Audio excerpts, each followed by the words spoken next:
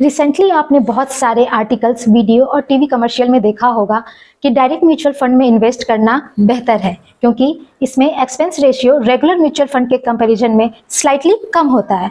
तो क्या हर किसी को डायरेक्ट म्यूचुअल फंड में जाना चाहिए या हमें सिक्के के दूसरे पहलू को भी देखने और समझने की जरूरत है? आज के वीडियो में हम जानेंगे कि regular mutual fund and direct mutual fund में क्या डिफरेंसेस हैं और किन्हें रेगुलर म्यूचुअल फंड के साथ जाना चाहिए एंड किन्हें डायरेक्ट म्यूचुअल फंड के साथ जाना चाहिए। आज का वीडियो बहुत ही इंपॉर्टेंट और इन्फॉर्मेटिव होने वाला है। It can be an eye opening session for you. So video के अंत तक हमारे साथ बने रहें और हमारे चैनल को लाइक एंड सब्सक्राइब करना ना भूलें। Hello friends, NS tax and financial services में आपका स्वागत है, जहां हम आपके इन्वेस्टमेंट की केयर करते हैं and we provide one stop solution for your entire financial need. अगर आपको आईटीआर फाइलिंग, इंश्योरेंस या इन्वेस्टमेंट से रिलेटेड किसी भी प्रोडक्ट या सर्विस की जरूरत है तो आप हमें दिए गए नंबर पर कांटेक्ट करें। जब भी आप म्यूचुअल फंड में इन्वेस्ट करने जाते हैं तो आपके पास इन्वेस्टमेंट के दो ऑप्शन होते हैं, पहला रेगुलर प्लान एंड दूसरा direct plan. Regular mutual fund वो म्यूचुअल फंड होते हैं जो आप किसी डिस्ट्रीब्यूटर और ब्रोकर के थ्रू बाई करते हैं, जिसके लिए म्यूचुअल फंड हाउस उन्हें कुछ कमीशन पे करती है। इसके विपरीत डायरेक्ट म्यूचुअल फंड में investor directly mutual fund house से ही म्यूचुअल फंड बाई कर लेते हैं। इसमें कोई भी इंटरमीडियरी नहीं होते हैं, इसलिए इसका expense ratio regular mutual fund के कंपैरिजन में स्लाइटली कम होता है। ये कितना कम होगा यह स्कीम टू स्कीम वेरी करता है, लेकिन अगर आप एग्जैक्टली सेम स्कीम में इन्वेस्टमेंट कर रहे हो तो direct mutual fund regular mutual fund के कंपैरिजन में 0.5% टू 1% तक सस्ते हो सकते हैं। चूंकि डायरेक्ट म्यूचुअल फंड के एक्सपेंस रेशियो कम होते हैं, इसलिए इसके NAV and return regular mutual fund के कंपैरिजन में स्लाइटली बेटर होते हैं।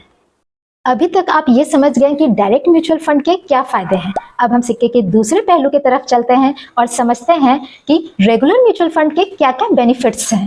Investing in mutual fund is not as easy as it appears. यहाँ इन्वेस्टर को सबसे पहले अपने प्रोफाइल को इवेल्युएट करना होता है। उन्हें समझना पड़ता है कि उसकी रिस्क प्रोफाइल क्या है, उसकी फाइनेंशियल नीड क्या है, उसकी इन्वेस्टमेंट का टाइम हॉराइजन क्या है, और इन सब के बेसिस पे उन्हें हजारों म्यूचुअल फंड में से सेलेक्ट करना होता है कि कौन सा म्यूचुअल फंड उनके क्राइटेरिया को फुलफिल कर रहा है। And finally he need to invest in the selected mutual fund and all this is a time taking process. एक डिस्ट्रीब्यूटर और ब्रोकर के पास एग्जिस्टिंग म्यूचुअल फंड की डिटेल नॉलेज होती है, इसलिए वह क्विकली फाइंड आउट कर सकता है कि कौन सा म्यूचुअल फंड इन्वेस्टर के प्रोफाइल के अनुसार बेस्ट सुटेड है, जो कि डायरेक्ट प्लान में मिसिंग होता है। इसलिए investing in regular plan is convenient. Second benefit of regular plan is professional advice. एक एडवाइजर और डिस्ट्रीब्यूटर के पास उनके रिस्पेक्टिव फील्ड की इन डेप्थ नॉलेज होती है और वो मार्केट को रेगुलरली मॉनिटर भी करता रहता है। एक क्वालिफाइड एडवाइजर अपने इन्वेस्टर को उनके इन्वेस्टमेंट की जर्नी में अपने नॉलेज एंड एक्सपीरियंस की बेसिस पर हायर रिटर्न दिला सकते हैं।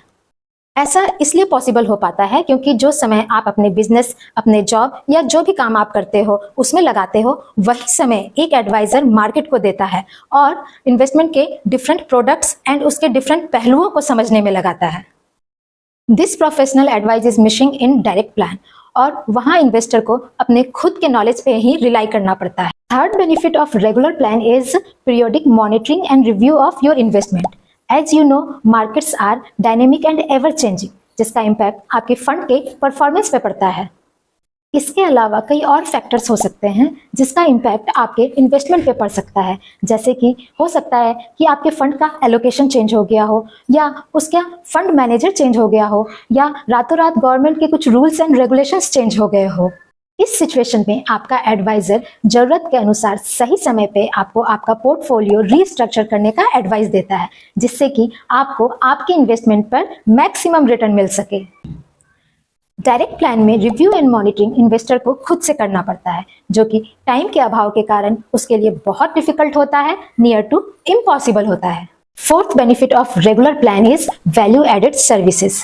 ऊपर बताए गए बेनिफिट्स के अलावा भी म्यूचुअल फंड डिस्ट्रीब्यूटर बहुत सारे एडिशनल सर्विसेज प्रोवाइड करते हैं, जैसे कि आपके इन्वेस्टमेंट की रिकॉर्ड रखना या आईटीआर फाइलिंग के समय आपको टैक्स प्रूफ प्रोवाइड करना या रिडीम्शन के समय आपको हेल्प करना।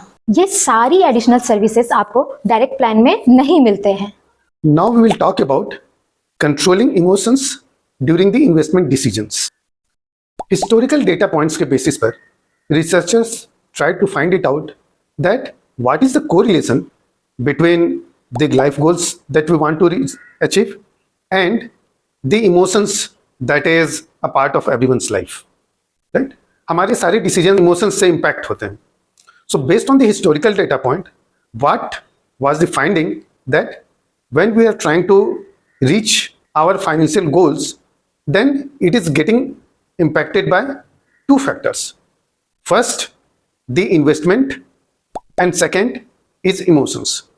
Now, when here we are talking about investments, then it is already assuming कि आपने अपने प्रोफाइल के बेसिस पर, अपनी रिस्क एपेटाइट के बेसिस पर आपने सही एसेट क्लास में सही अमाउंट की इन्वेस्टमेंट कर रखी है.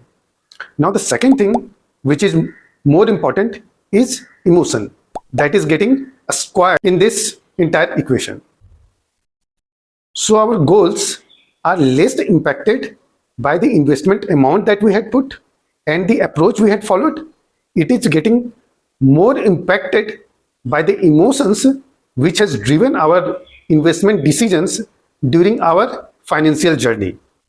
हमारी ये इमोशंस हमारी फाइनेंशियल डिसीजन में कैसे इम्पैक्ट करते हैं उसको एक सिंपल एग्जांपल के थ्रू हम लोग समझने की कोशिश करते हैं. सो लेट्स अज्यूम दैट मैंने ये डिसाइड किया है कि हर एक महीने 10-10 हज़ार रुपये का मैं गोल्ड परचेज करता रहूँगा और 10 महीने के लिए I will be purchasing the gold and this gold I am saving for the marriage of my daughter. अब इसमें जब फर्स्ट मंथ में मैं गोल्ड परचेज करने के लिए गया और उस समय मेरे गोल्ड की प्राइस 5,000 रुपीज़ पर ग्राम थी. मैंने पहले महीने में 10,000 रुपये गोल्ड स्मिथ को दिए और फिर उसने मुझे 2 ग्राम गोल्ड्स दिया क्योंकि मैंने 10,000 की इन्वेस्टमेंट की. अब नेक्स्ट मंथ में फिर से सेम ज्वेलरी शॉप में मैं गया और वहाँ पर मैंने देखा कि गोल्ड की प्राइस बढ़ चुकी है. अब उसकी प्राइस 5,000 से बढ़कर 5,500 हो गई है. तो यहाँ प्राइस बढ़ गई, लेकिन still since I had decided कि मैं हर महीने 10-10 हज़ार रुपये में इन्वेस्ट करूँगा, इसलिए मैंने फिर से वहाँ पर इन्वेस्टमेंट कर दी, मैंने गोल्ड परचेज कर लिया. अब तीसरे महीने में फिर से वहाँ पर गया तो गोल्ड की प्राइस कम हो चुकी थी और अब ये रिड्यूस होके 4,700 रुपीज़ पर ग्राम हो गई थी. आई वॉज प्रिटी हैप्पी और मैंने हैप्पली वहाँ पर इन्वेस्टमेंट कर दी. उसके बाद फिर नेक्स्ट मंथ में 4th मंथ में वहाँ पर गया, गोल्ड की प्राइस फर्दर रिड्यूस हो गई थी, 4,500 पर ग्राम उसकी प्राइस हो गई थी. तो I was pretty happy and then I did the investment. अब इस हैप्पीनेस और ये जो इमोशन अपना सैडनेस का है उसको हम लोग कोरिलेट करते हैं कि जब यही इन्वेस्टमेंट हम मार्केट में करते हैं उसको हम दूसरे पर्सपेक्टिव में देखते हैं. जब हम लोग म्यूचुअल फंड में इन्वेस्ट करने की बात करते हैं, हम लोग मार्केट में इन्वेस्ट करने की बात करते हैं, तो जब प्राइसेस हाई होते हैं तब generally people are happy that we are investing into the market. और जब प्राइसेस फॉल होने लगते हैं, जब प्राइसेस गिरने लगते हैं, तो फिर लोग दुखी हो जाते हैं, लोग सैड हो जाते हैं कि मार्केट नीचे आ गया है. So we saw that even though both are the investment decisions, but in the case of the gold we were pretty happy when the prices had got down, and in case of the investment into mutual fund we were feeling sad when the market was going down. इसलिए investment की journey में एक expert का होना, एक professional adviser का होना हमेशा ज़रूरी होता है, जो कि आपको इन्वेस्टमेंट की जर्नी में हैंड होल्ड कर सके, जो कि आपको ये बता सके कि क्या सही है या क्या गलत है.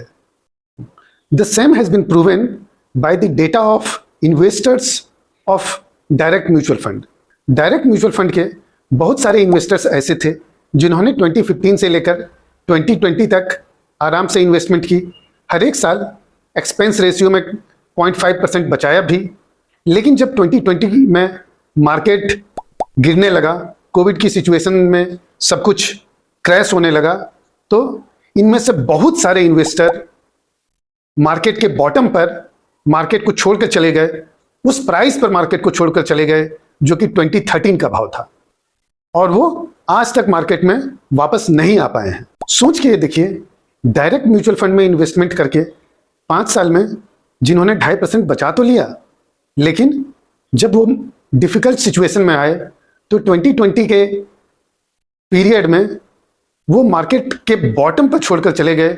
जितना भी रिटर्न उन्होंने कमाया था वो गंवा के चले गए, और ऐसा इसलिए हुआ क्योंकि डायरेक्ट म्यूचुअल फंड में इमोशंस मैनेज करने के लिए कोई भी एक्सपर्ट उनके साथ नहीं था। आज के पूरे डिस्कशन को अगर हम लोग कंक्लूड करने की कोशिश करें तो सवाल ये नहीं है कि रेगुलर प्लान अच्छा है या डायरेक्ट प्लान अच्छा है, सवाल ये है कि कौन सा प्लान आपके लिए बेहतर है। अगर आप ऐसे इन्वेस्टर हैं जिनके पास फाइनेंशियल नॉलेज है, मार्केट की एक्सपर्टीज है, आप एसेट एलोकेशन और राइट फंड सिलेक्शन कर सकते हैं, अपने इमोशंस को कंट्रोल कर सकते हैं, और ये सारी चीज़ें करने के लिए आपके पास रिक्वायर्ड टाइम है, तो आपके लिए डायरेक्ट प्लान के साथ जाना सही है। अगर आप ऐसे इन्वेस्टर हैं जिनको फाइनेंस की नॉलेज नहीं है, मार्केट की एक्सपर्टीज नहीं है, आपके पास आपके इन्वेस्टमेंट को मॉनिटर और रिव्यू करने का समय नहीं है, आप अपने इमोशंस को मैनेज नहीं कर सकते हैं, और अगर आपको asset allocation end fund selection एक उलझी हुई पहेली लगती है, तो आपके लिए इन्वेस्टमेंट असिस्टेंस की ज़रूरत है। आपको रेगुलर प्लान के साथ जाना चाहिए, और a small percentage of additional cost here is worth the right investment decision. हमारा सजेशन ये रहेगा कि कभी भी आधा % बचाने के लिए अपने पूरे 100% को दांव पर मत लगाइए।